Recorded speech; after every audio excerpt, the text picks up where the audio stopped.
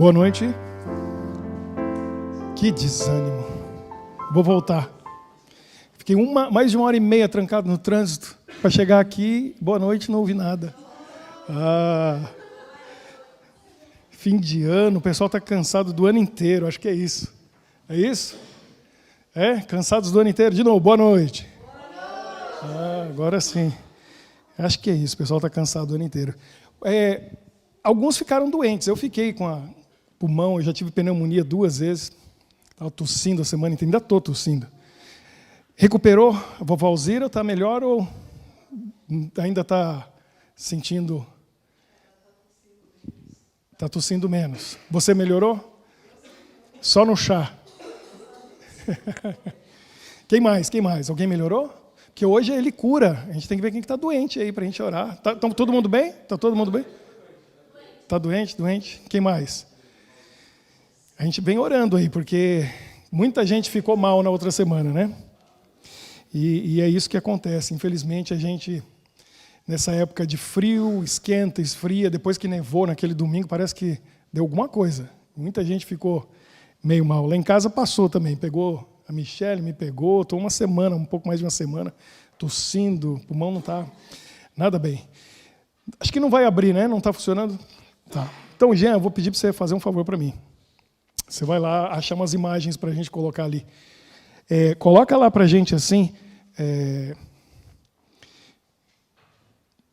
Population Growth Graphic. Aí você vai achar um assim que aparece bem, bem bonito. Tinha preparado umas imagens para mostrar para vocês, mas infelizmente não está funcionando ali, deu algum problema técnico do meu computador, passando para o computador daqui, para a gente poder ver, mas essa imagem eu quero mostrar para vocês. Acha uma aí no Google, coloca lá para a gente na tela, uma imagem que mostra o crescimento da população. Olha que interessante o que aconteceu nos últimos 100 anos. Bem por aí, um pouquinho menos de 100 anos, explodiu a população do mundo. E eu quero mostrar o gráfico para vocês verem que é um absurdo o que aconteceu e vem acontecendo. E aí a gente tem filmes, teorias, livros, ideias de que alguma coisa tem que ser feita para parar com o crescimento populacional. Porque daqui a pouco o mundo não aguenta mais tanta gente que tem. Cada 10 anos aumenta 1 bilhão de pessoas. É quase nada, né? 10 anos, 1 bilhão. É muita coisa. Só que o problema nem é esse. Hoje está se falando muito aí de salvar o planeta. Esse é o discurso das Nações Unidas, esse é o discurso dos Estados Unidos em geral. Depende do presidente, né? O último não estava muito empolgado com isso. O Papa, a mensagem dele é essa. Tem que salvar o planeta, tem que salvar o planeta. O Leonardo DiCaprio é o embaixador mundial da ONU em questão de realmente mudança climática e salvar o planeta e tal, e tudo isso. Porque o que acontece é o seguinte, olha só, esse estudo foi feito. Se todo mundo vivesse como os norte-americanos vivem, ou seja, principalmente Estados Unidos, o mundo aguentaria só 2 bilhões de seres humanos. Não aguenta mais. Pelo consumo do quê? De fósseis, ou seja, combustíveis, recicláveis, que não reciclam, não dá, e o plástico vai da Califórnia, sai para o mundo, e o Oceano Pacífico está tomado de plástico. Então, eu me lembro, quando eu morei lá, eu morei 8 anos nos Estados Unidos, né? Eu e minha esposa, a gente olhava no final de cada semana a quantidade de lixo que só nós dois produzimos numa semana. Era muito lixo, porque tudo é embalagem plástica. Tudo embalagem plástica. Então, a gente ia juntando aqueles sacos de lixo para ser reciclado. Agora, olha por outro lado. Se a população do mundo vivesse como os indianos, não os índios, os indianos, índio melhor ainda, mas o povo da Índia vive, o estilo de vida deles, o mundo suportaria 18 bilhões de pessoas. Então o problema não está com o tamanho do mundo, não está com a matéria-prima básica, não está. O problema está no estilo de vida. O estilo de vida é o problema. Aí tenta fazer carro elétrico, é o Tesla e outros aí, tantos agora, e leis novas tentando resolver esse problema, o consumo da água, uma série de coisas. E o excesso de gente no mundo só vai piorar essa situação. Agora, a questão é, por que Pena que a imagem lá não saiu, mas depois eu vou colocar semana que vem para a gente poder ver, pensar nisso. Por que que a população cresceu tanto nos últimos 100 anos? No ano 1800, achou lá, Jean, uma imagem com gráfico? Dá para jogar lá? Aqui aparece assim, os anos e o gráfico mostrando o crescimento populacional. Já acharam? Consegue jogar? No ano 1800, ou seja, 223 anos atrás, o mundo tinha 1 bilhão de habitantes. 223 anos atrás, tinha 1 bilhão. O que aconteceu? De onde vieram outros 7 bilhões? Porque ano que vem, 2024, vai chegar a 8 bilhões. Em 1927, chegou a 2 bilhões. 1927 chegou a 2 bilhões. Esse gráfico não mostra os anos. Tem alguns lá que você vai achar os anos direitinho assim, ó. Só coloca Google, coloca o que eu falei, imagens, aí você vai achar um. Ele aparece os anos direitinho assim e o gráfico do crescimento. Aqui dá para ter uma ideia do crescimento, mas não está mostrando exatamente os anos e o gráfico. Coloca lá, pergunta para o Mr. Google, coloca lá Population Growth Graphic. Aí você coloca em imagens, vai aparecer uma lá, assim, ó, com os anos direitinho. Então, olha só, 1800, 1 bilhão. 1927, demorou 127 anos para crescer mais 1 bilhão. E aí, de lá para cá, 1927 até 2024, mais 6 bilhões, para chegar a 8. Por que que cresceu tanto? Agora, pergunta para vocês. Quem consegue pensar? Tem muitos motivos, mas teve um motivo. Teve uma pessoa no mundo, pensa nisso. Um ser humano, ele fez uma coisa e o mundo fez, puf, 6 bilhões. Está aí a resposta. Agora, quer ver? Bom, eles vão ficar brincando. Conseguiu? Olha aí. Esse aí também não está mostrando os anos certinho. Mas aqui dá para ter uma ideia. É porque tem uns lá que marca assim direitinho. O mundo foi aquilo ali, olha, até chegar em 1800. Quando chegou em 1800, tinha 1 bilhão. 1927, 2 bilhões. E aí explodiu. Que ano que foi descoberta a penicilina? Que ano? A resposta está certa. Mas aí, que ano que foi? Não vale, não, vamos deixar dar chance para os outros, né? Como que é o seu nome? Sandro, vamos dar chance para os outros, Sandro. Não responda. Quem que descobriu a penicilina? Meio sem querer. Não vou nem explicar, você vai pesquisar depois por que foi meio sem querer. Quem que descobriu meio sem querer? Vamos lá, se fosse para ganhar prêmio, né? Valendo 1.000 euros. Valendo 1.000 euros. Está no Google lá já. Então, Alexander Fleming. Ele era de que país, de que nacionalidade? Valendo 5.000 euros. Não era alemão. Ele era escocês. Esse escocês descobriu sem querer a penicilina. Graças a ele, tem aí 6 bilhões a mais de pessoas no mundo. Olha o que acontece. Pensa agora, eu tinha a imagem para mostrar para vocês, mas pense em uma caixa d'água. Em cima a gente tem uma torneira entrando água, tá ligada. Só que embaixo tem um furo do mesmo tamanho. E a caixa está ali, tem um pouco de água. Vai encher? Se tem um furo vazando água lá embaixo e está entrando água em cima, a mesma quantidade, vai ficar na mesma. Agora, se a vazão, né, lá embaixo se tiver um pouquinho mais fechado do que a vazão da água em cima, né, o que vai acontecer? Aos pouquinhos vai aumentar. Então pensa que o mundo é essa caixa d'água e a torneira que está derramando água são os nascimentos. Sempre, a gente viu naquele gráfico, teve mais nascimento do que morte, porque senão não cresce a população, certo? Está morrendo menos gente do que está nascendo. Só que aí o que aconteceu? O Alexander Fleming foi lá, nesse registro que libera a saída da água dessa caixa, e ele foi lá e fechou para menos da metade. Não morre mais gente, esse que é o negócio. Morrer era uma bênção, que mantinha o mundo equilibrado.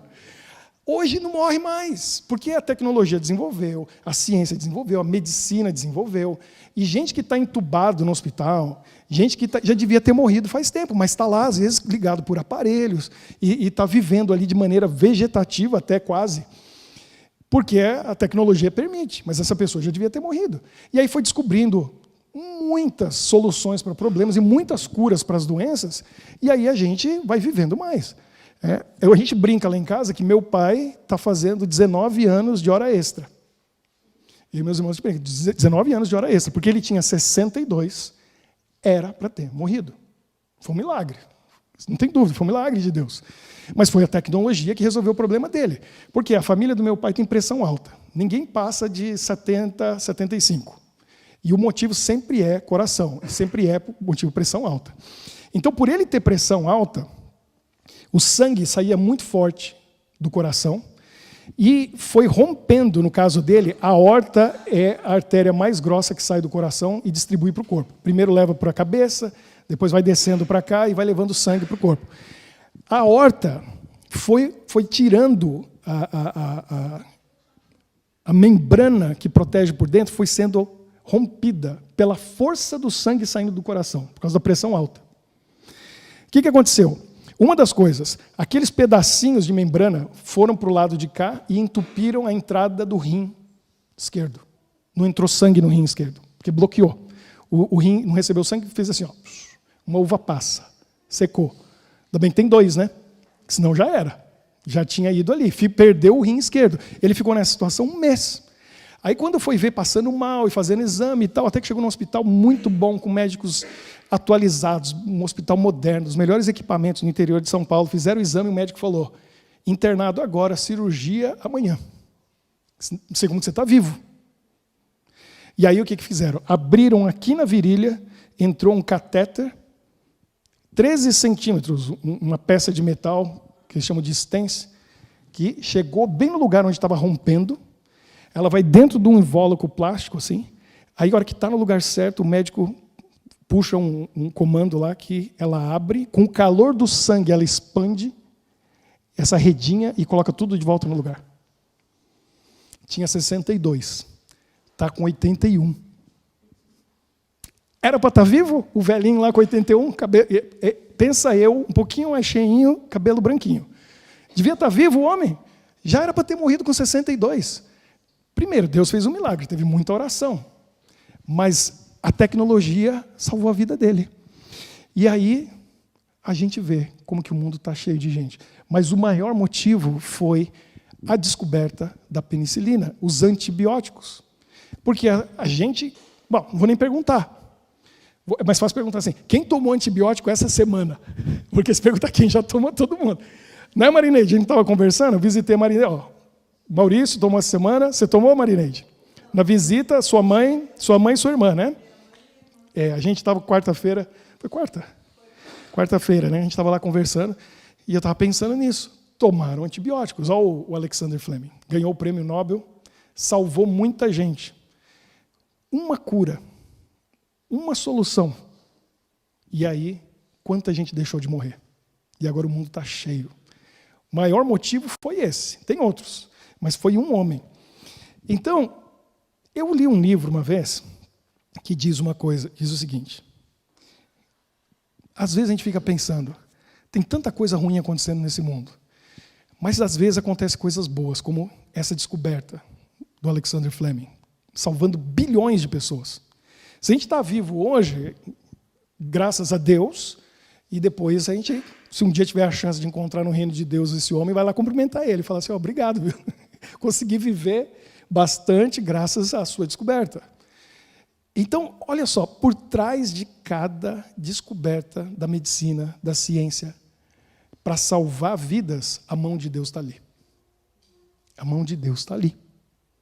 Isso é muito profundo, isso é muito sério. Porque a gente está numa guerra entre o bem e o mal. E enquanto alguns estão fazendo bilhões de dólares, às vezes trilhões de dólares, produzindo armas, criando armas de destruição em massa, ou armas, não de destruição em massa, mas para tirar uma vida, E aí, talvez você não saiba disso, mas o Brasil é o terceiro maior produtor de armas de mão do mundo. A gente não tem essas informações, né? Exporta para a África, exporta para vários países armas de mão. É o terceiro maior produtor de armas de mão do mundo. Muito dinheiro gira em torno disso. Os Estados Unidos têm, a última vez que eu vi, já muitos anos atrás, 250 milhões de armas na mão da população. Quase que dá uma arma para cada habitante, contando crianças e adolescentes. Imagina, é muita arma. Enquanto tem gente produzindo isso e fazendo dinheiro com isso, tem gente se dedicando à pesquisa, a estudo e ao desenvolvimento de remédios e meios de salvar vidas. A mão de Deus está ali. Porque Ele não tem interesse nenhum em ver a gente sofrendo e morrendo. Jesus provou isso quando veio a esse mundo. E uma das coisas que Jesus mais fez no ministério dele foi o quê? Curar. Foi aliviar a dor e o sofrimento das pessoas. E a gente já conversou sobre isso recentemente, quando Jesus chorou na morte de Lázaro, ele chorou porque ele é o Criador.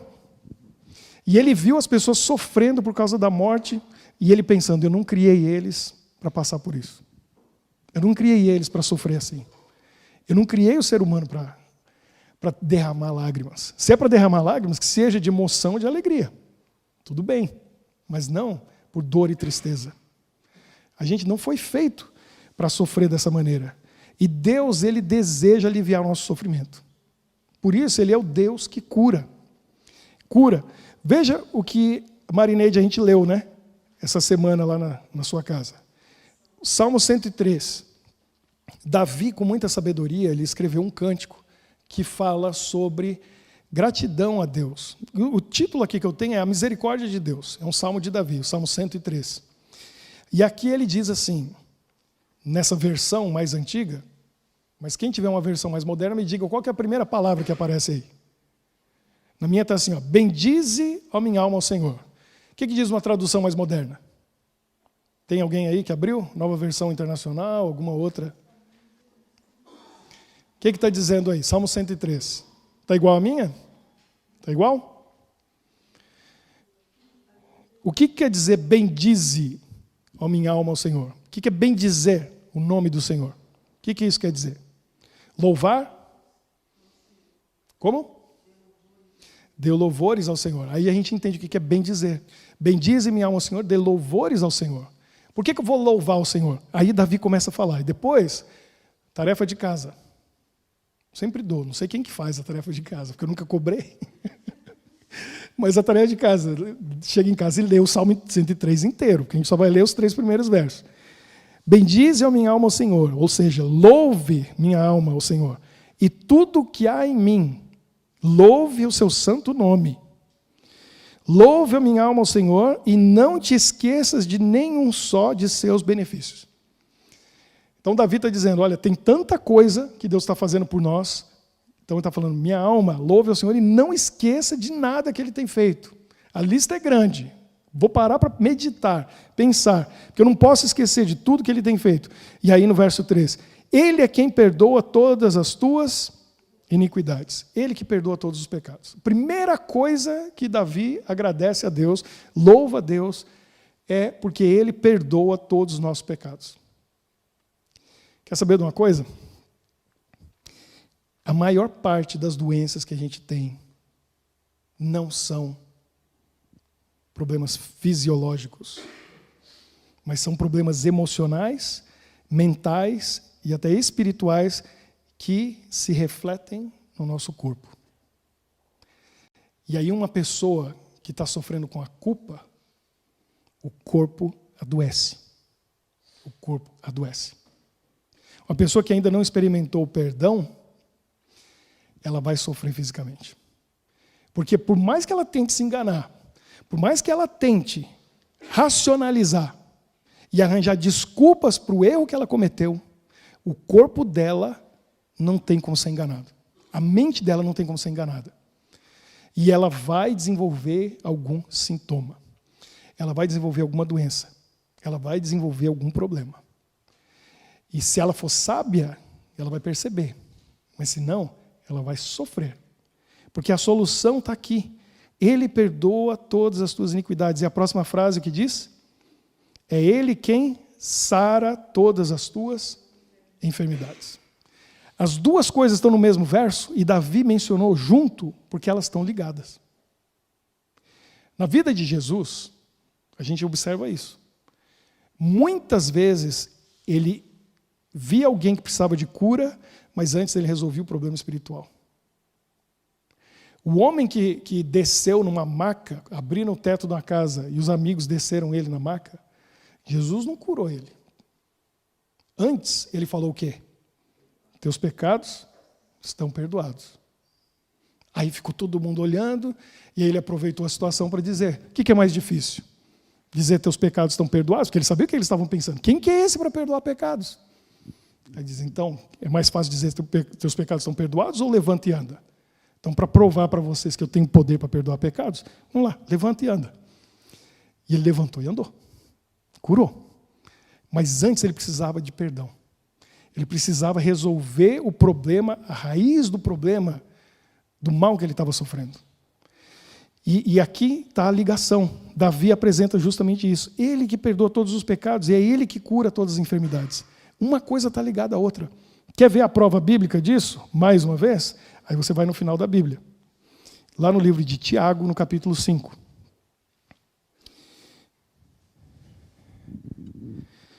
Tiago 5, no verso 16. O telefone é fácil, né? Você vê um númerozinho e clica. Assim, ó. Não precisa nem virar a página. Que fácil. Diz assim, Tiago 5,16. Confessai, pois, os vossos pecados uns aos outros e orai uns pelos outros. Olha o conselho que Tiago está dando. Confessem os pecados uns aos outros e orem uns pelos outros. Para quê? Aí ele diz, para serdes sarados. Na minha está curados. Quer curar? Doença, sofrimento está ligado com o problema do pecado e a questão do perdão. Davi falou o quê? Ele perdoa os teus pecados, ele que te cura de toda enfermidade. Aí, quantos anos depois, Tiago vem aqui e diz a mesma coisa. Confesse os pecados uns aos outros, orem uns pelos outros para vocês serem curados. Doença e cura está ligado com o quê? Arrependimento e perdão, confissão dos pecados. Então a gente tem que passar por esse processo para poder receber a cura.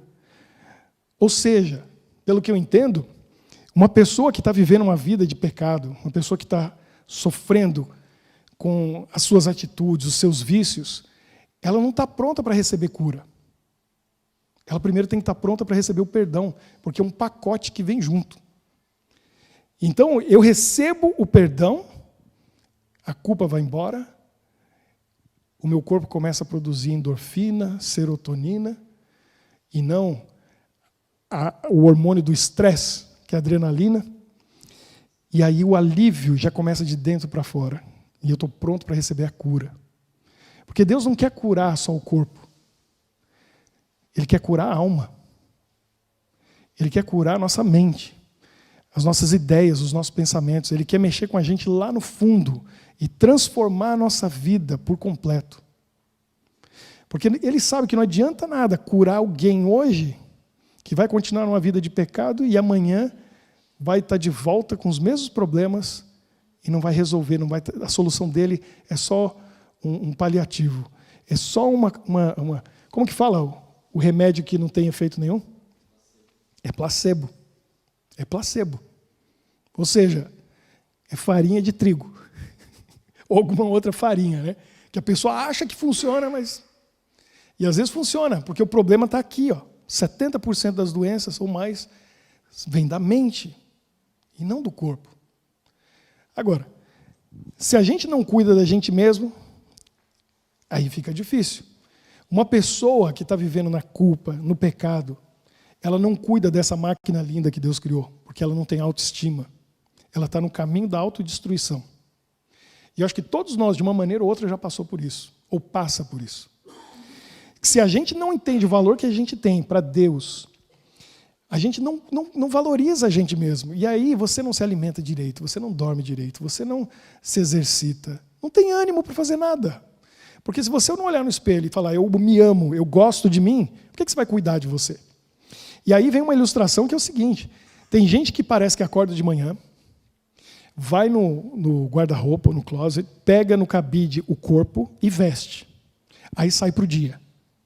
Como se isso que você está mostrando aqui é uma coisa que você veste. Não é você. Você está lá dentro, você está usando esse corpo. Como não é seu, você só está vestindo, você vai trombando por aí, vai arrebentando, e vai estragando, e vai colocando qualquer coisa para dentro, e pensa qualquer coisa, e age de qualquer maneira, porque você não entendeu que você não está vestindo esse corpo é você. Está tudo ligado. Lá os gregos antigos ensinavam isso, que o corpo é corruptível, mas a alma é eterna. Então, eles diziam assim, não importa o que você faz com o seu corpo, vai para o pó. Tem que cuidar da alma. Mas a Bíblia não ensina isso. A Bíblia ensina que a mente, o espírito, o corpo, a alma, tudo é uma coisa só. Se o corpo está doente, seu espírito vai estar doente. Sua mente vai estar doente, suas emoções vão estar doentes. Se você está com um problema emocional, você vai estar com um problema espiritual e físico. Porque vai chegar lá. Agora, se você está bem com Deus, está bem com o próximo, está bem consigo mesmo, e você é uma pessoa que aprendeu a se amar, seu corpo vai ficar bem. Aí você vai ter disposição para cuidar dele. Aí você vai valorizar essa máquina linda que Deus te deu, e você não vai ficar colocando veneno para dentro. Não vai fazer um uso desse corpo de qualquer maneira. Não vai colocar ele em contato com qualquer pessoa. Você vai proteger, vai cuidar. Porque a Bíblia diz que o nosso corpo é o quê? O templo do Espírito Santo. Deus quer habitar em nós. E aí, Apocalipse 3, verso 20, diz assim, Jesus falando, ele diz assim, eis que estou à porta e bato. Ele está do lado de fora da sua casa, que é você. E ele está batendo a porta, querendo entrar. Aí ele diz, se alguém ouvir minha voz e abrir a porta, entrarei e vou jantar com ele e ele comigo. Eu com ela e ela comigo. Ele quer fazer uma festa. Ele quer entrar. O problema é que a gente fica esperando, está tudo certinho lá dentro para abrir a porta para Jesus entrar. E isso nunca vai acontecer. É impossível. Não tem como você organizar todo você dentro de você, limpar a sua casa e arrumar tudo, abrir a porta e falar, Jesus, entra. Isso é impossível. Só vai dar certo o dia que você entender que Ele está entrando para limpar com você. É Ele que vai fazer a limpeza. É Ele que vai tirar dali aquilo que não devia estar ali e vai colocar o que devia estar lá. Então você tem que dar esse passo de fé. Mas tem gente que dá o primeiro passo. Abre a porta e fala, Jesus, entra. A sala está arrumada.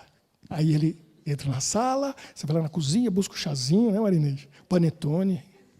Que eu comi panetone quarta-feira com a Marineide. Até levei para casa. Gosto muito. E aí, Jesus está ali, ele pede para ir no banheiro, você já fica assim, opa, não limpei o banheiro essa semana. Não vai dar, não. Volta amanhã, volta de outro dia. Né? Jesus veio, ele quer entrar na cozinha, ele quer ter intimidade com você, porque dizem, não sei, né? Lá no Brasil dizem assim, quando a gente tem intimidade, a gente vai na casa da pessoa, tem liberdade de abrir a geladeira. Aí é muita intimidade, né? Já tem intimidade, já abre a geladeira. Tem um pessoal que brinca, eles falam outras coisas. Né? Diz, já está fazendo xixi com a porta aberta. Aí é muita intimidade, já está em outro nível de intimidade. Mas aí, Jesus quer chegar e ter a liberdade de abrir a geladeira. Mas a gente não quer que ele veja o que tem lá dentro, que de repente tem coisas ali que ele não vai dizer, opa, o que você está fazendo aqui? Eu quero morar nessa casa com você. Mas essas coisas aqui, você vai deixar ele entrar no quarto? Abrir as gavetas? Vai dar para ele a senha do seu computador? E vai deixar ele lá clicar no histórico e ver tudo que você andou olhando na internet durante a semana? Por onde você passeou, perdeu tempo, ou ganhou tempo? O que você aprendeu ou desaprendeu?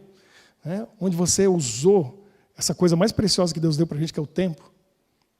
Será que a gente consegue fazer isso e dar para Jesus essa liberdade de entrar na nossa casa? Ele não quer só visitar, ele quer morar ali. E se ele for morar, mais cedo ou mais tarde ele vai encontrar a sujeira embaixo do tapete. Ele vai encontrar o que está escondido no cantinho. A gente tem que ter essa coragem Porque sozinho a gente não consegue limpar a casa. Sozinho ninguém consegue limpar a casa. Tem que deixar Jesus entrar. Tem que dar a chave para ele. Tem que dar a senha para ele. E dizer para ele, entra e me ajuda a limpar isso aqui. Porque eu sozinho não vou conseguir. Quem consegue fazer isso, descobre o segredo de uma vida de sucesso. Porque ele entra e muda tudo. E não preciso nem dizer que é para melhor. É para melhor. Eu sei, experiência própria. É para melhor. Ele limpa a sua vida e tira da sua vida a mentira. E aí, você não tem medo de mais nada, porque você não tem nada para esconder de ninguém. Você conversa com as pessoas e depois não tem que ficar pensando, eu falei ou não falei aquilo? E aí você fica em dúvida e fica com medo, preocupado, porque você é honesto e fala sempre a verdade. Então você não tem que se preocupar com isso. Tira do coração a inveja. Aí dá o contentamento. Estou feliz com o que eu tenho, com o que eu sou. Para que essa luta das pessoas buscando mais e buscando mais e buscando? Nunca está contente. Porque tem inveja dos outros, tem ganância, tem avareza. Tira o egoísmo. E aí as bênçãos que Deus dá para você, você compartilha. Compartilha. Tem gente que é assim por natureza, tem coisas que tem que desenvolver, né? O Maurício, eu vou na casa dele lá, eu lembro que eu estava lá uma vez, leva isso aqui para você, leva isso aqui para você. Aí eu ganhei uma campainha para minha bicicleta, meus meninos gostam, tem. Aí ele me deu um outro negócio lá, o lubrificante para a corrente. Aí ele está sobrando, meu amigo, vou dar. Mas tem gente que não... 10 centavos, está ali. Né? Parecendo o Antônio Hermínio de Moraes. Lembra desse homem? Dono da Votorantim e outras, né?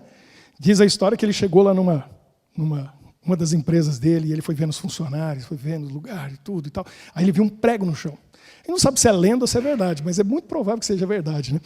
E ele abaixou, pegou o prego, chegou para o funcionário que estava ali, um homem simples, humilde, e falou, olha, isso aqui é um patrimônio meu, e você tem a responsabilidade de cuidar. E deu para ele o prego. Aí eu falei, está explicado que o homem é bilionário, né? Que ele fica de olho no prego, no preguinho, imagina. Tem gente que é assim, mas Deus entra na nossa vida e coloca a lista de prioridades no lugar. Aí você vê que as pessoas são mais importantes que as coisas. Porque tem gente que ama as coisas e usa as pessoas. Quando a gente tem que usar as coisas e amar as pessoas, o pecado inverte tudo na nossa vida, na nossa mente. Então Deus na nossa vida limpa, organiza tudo. E é isso que Deus quer fazer com a gente, se a gente deixar. Essa é a cura que Deus quer para nós. Essa é a cura que Jesus quer. Porque a cura física é consequência disso. É consequência. Eu sei de uma história de uma mulher em Minas Gerais, no Brasil, que ela era amada na igreja dela. Pensa a igreja problemática, uma igreja encrenqueira, uma igreja que, sabe, tinha um clima ruim. Porque aquela mulher era fofoqueira. E ela punha intriga na vida de todo mundo. E contava para um, e contava para outro, e ela ouvia uma coisa e levava. E aquele clima ruim ficava o tempo todo por lá. E foi assim até que chegou um dia, estava tendo um culto na igreja, um momento de adoração, e no intervalo entre um período e outro, essa mulher foi à frente, pegou o microfone e começou a falar. Aí todo mundo já ficou assim, né? O que vem aí?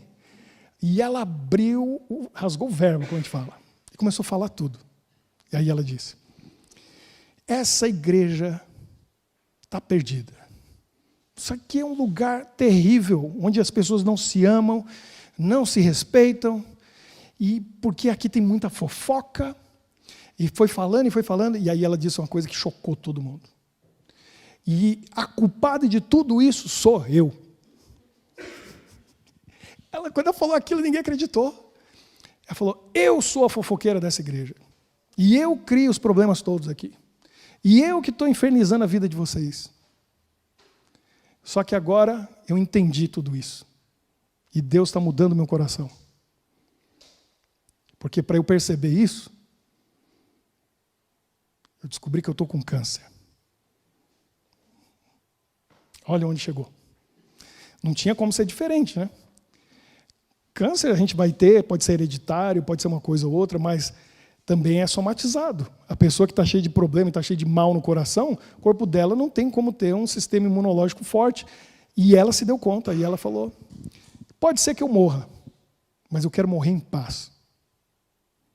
Então eu quero que vocês me perdoem. E aí ela pediu perdão para a igreja. E a igreja abraçou ela. Odiaram ela, abraçaram ela, choraram com ela, oraram por ela, perdoaram ela. Resumindo a história, o que você acha que aconteceu? Foi curada. Sarou. Sarou ela e sarou a igreja. Sarou todo mundo. Virou um lugar de paz. Virou um lugar de harmonia. Virou um lugar de felicidade. E aí teve festa no céu, né? Porque tem festa no céu quando um pecador se arrepende do que por 99 que não precisa de arrependimento. Mudou tudo. Cura e arrependimento. Busca o perdão, Deus vai curar. E às vezes a doença não é física. Física vai ser consequência. Deus quer curar nossa alma. Quer tirar o preconceito, quer tirar a mágoa, quer tirar o rancor, quer tirar o orgulho, o egoísmo, a vaidade, a avareza, a inveja. Ele quer tirar tudo isso. Começa onde? No outro que a gente fica apontando o dedo? Não, começa com a gente. Pensa em você. Eu estou pensando em mim. E eu estou sentindo a diferença. E eu estou fazendo a minha parte. A gente tem que fazer cada um a sua. Porque se cada um fizer, aqui já é bom. Aqui já é muito bom. Vai ficar ainda melhor. Mas a gente tem que olhar para a gente e fazer a nossa parte. Vamos fazer a nossa oração? Quem está disposto a vir aqui e pedir para Jesus, eu quero ser curado, porque eu preciso de cura. Eu estou precisando da minha pneumonia aqui, que está melhorando já. Estou parando de tossir, estava ruim o negócio, já está ficando melhor. Mas não é essa que é a mais importante, a cura que eu preciso. Eu preciso da cura da minha alma, da minha mente, do meu espírito.